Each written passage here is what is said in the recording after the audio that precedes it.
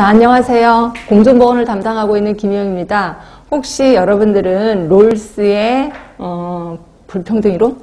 롤스의 평등이론? 네, 혹시 알고 계시는지 모르겠습니다. 그러니까 정확히 따지면 롤스의 차등의 법칙이라고 해서 들어보신 분은 들어보셨을 거예요.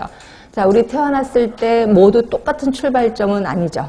어떤 사람은 금수저, 또 어떤 사람은 흙수저. 자, 이러다 보니까 국가에서 흙수저인 사람한테는 좀 모든 혜택을 많이 주는 거야. 많은 혜택을 드리는 거고, 그 다음에 금수저인 분들에게는 국가가 굳이 해줄 필요는 없는 거죠. 그래서 이런 거를 모두 묶어서 롤스는 차등의 법칙이라고 표현했어요. 그럼 이런 차등의 법칙을 우리 지금 모의고사의 출발점에 선 우리한테 한번 적용을 해보겠습니다. 자, 지금 여러분들은 이론도 빵빵하신 분도 있으실 거고, 이론이 다소 부족하신 분들도 있으실 거예요. 그럼 차등의 법칙에 의거해서 이론이 부족하신 분들에겐 이론에 대해서 다시 한번 정리를 해 드릴 겁니다. 뭐를 통해서? 제가 유인물을 통해서. 그래서 유인물에 보시면 이론을 연습하는 부분이 좀 있을 거예요. 일명 가로넣기라고 보시면 될 것 같고요. 그러면 나 이론은 굉장히 빵빵한데 이러신 분은요. 그런 분들을 통해서는 그동안 여러분이 알고 있던 이론이 굉장히 일부분이었다는 것을 알려드릴 겁니다. 그래서 이론의 그 색다른 면을 보여드릴 거예요. 그럼 여러분들은 이런 면도 있었구나 라고 약간 두려움도 있을 수도 있을 거예요. 근데 이렇게 하다 보면 약간 동기가 부여될 거예요. 내가 조금 이론을 더 열심히 해야 되겠다라는 생각이 좀 들 겁니다. 그래서 모의고사를 통해서 모든 분들에게 동기부여를 시켜서 조금 더 바짝 그 줄을 좀 당기려고 하고 있습니다. 자, 요 정도로 잔소리 끝낼 거고요. 바로 이제 문제풀이 들어가겠습니다. 자, 1번 보시면 질병과 의심되는 위험 요인과의 연관성의 강도 평가. 이거 너무 쉽죠? 연관성의 강도 하면은 몇 퍼센트, 몇 배 이렇게 얘기를 합니다. 그럼 요거의 유효한 지표는 상대 위험도죠. 그럼 상대 위험도는 당연히 비교 위험도를 얘기하는 거고 답은 3번이라고 보시면 되고, 그러면 기여 위험도는 뭐예요? 자, 기여 위험도는 얼마만큼 기여했느냐. 결국 기여 위험도가 20%야. 그럼 20%, 그러니까 만약에 흡연이 폐암에 기여하는 위험도가 20%다. 그러면 그 흡연하는 사람들이 그러니까 담배를 끊었어. 20%가 감소될 거다. 이렇게 보시면 됩니다. 이거 우리 기여 위험도라고 표현하는 거고요. 그 다음에 치명률은 뭔지는 아실 거고, 2차 발병률은 뭘 알 수 있어요? 2차, 그러니까 사람에서 사람으로 옮기는 거잖아. 결국 전염력을 알 수 있는 게 2차 발병률이라고 보시면 됩니다. 그래서 여기서는 답은 3번.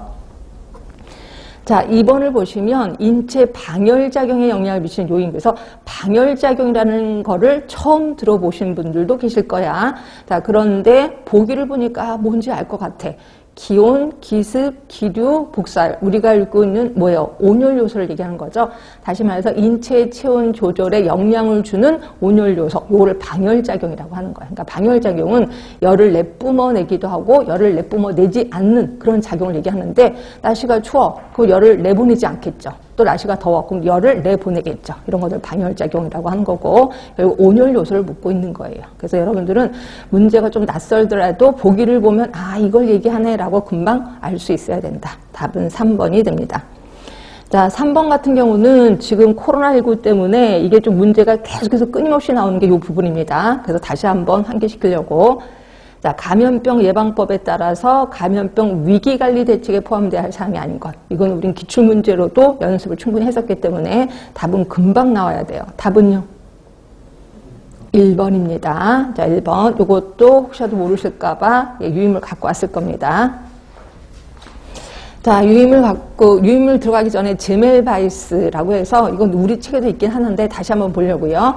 자, 헝가리의 상가 의사예요. 말 그대로 빈 종합병원에서 일을 하면서 당시 상가에서 유행하고 있던 산옥열의 원인을 규명하기 위해서, 그러니까 아기를 낳고 그냥 산옥열이 생겨서 그냥 돌아가시는 거예요. 그래서 이게 뭘까라고 고민하다가 이걸 알았어요. 그러니까 시체를 해부하고 그 시체를 만진 손으로 그 다음에 대강 물로 씻고 그 다음에 이제 그 산부 그 아기 낳는 데로 간 거야. 그랬을 때 이게 병에 걸린다는 걸 알게 된 거예요. 그래서 결국 거기 보시면 시체를 만진 의사의 손에 묻은 유기분해 물질의 흡수에 의해서 일종의 흡수열로 단정을 해서, 자, 그래서 이거를 예방하기 위해서 염화칼슘 액으로 손을 씻어야 된다라고 주장했고, 이 결과 이제 그 산옥열이 10분의 1로 감소시키는 데 성공을 했다. 그래서 산옥열을 좀 감소시킨 사람이 제멜바이스라는 사람이 있습니다.